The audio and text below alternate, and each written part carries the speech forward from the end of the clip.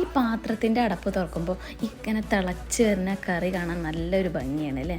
അപ്പോൾ ആ എണ്ണയൊക്കെ തെളിഞ്ഞ് വന്ന് നല്ല കുറുകിയ ചാറോട് കൂടിയ മത്തിക്കറി റെഡി ആയിട്ടുണ്ട്.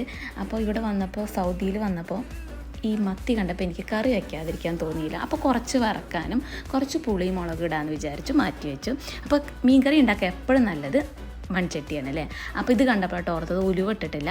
അപ്പോൾ നിങ്ങൾ ഉലുവ ഇടാൻ മറക്കരുത്. 1/4 ടീസ്പൂൺ കടുവും 1/4 ടീസ്പൂൺ ഉലുവും അതുപോലെ തന്നെ ചെറിയ ഉള്ളി ഇഞ്ചി വെളുത്തുള്ളി ചതച്ചതും നന്നായിട്ട് മിക്സ് ചെയ്യുക. അതിലോട്ട് 1/4 ടീസ്പൂൺ മഞ്ഞൾപ്പൊടിയും 2 ടീസ്പൂൺ നിറയെ മുളക് പൊടിയും ഒരു ചെറിയ തക്കാളിയും ചേർത്ത് നന്നായിട്ട് മിക്സ് ചെയ്യുക.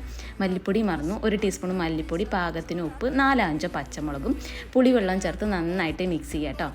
വെള്ളം കുറവാണെന്ന് തോന്നുകയാണെങ്കിൽ കുറച്ചും കൂടെ ഒഴിച്ചു കൊടുക്കാം. തിളച്ച് വരുമ്പോൾ നമ്മുടെ വൃത്തിയാക്കിയിട്ടുള്ള മീനിട്ട് കൊടുക്കാം. പതുക്കെ ഒന്ന് മിക്സ് ചെയ്തിട്ട് 2 തിളച്ചാൽ മതി. നല്ല സൂപ്പർ മത്തിക്കറി റെഡിയാണ്. എല്ലാവരും ട്രൈ ചെയ്ത് നോക്കണം. ഇഷ്ടപ്പെട്ടാൽ ലൈക്ക് ചെയ്യാൻ മറക്കരുത്.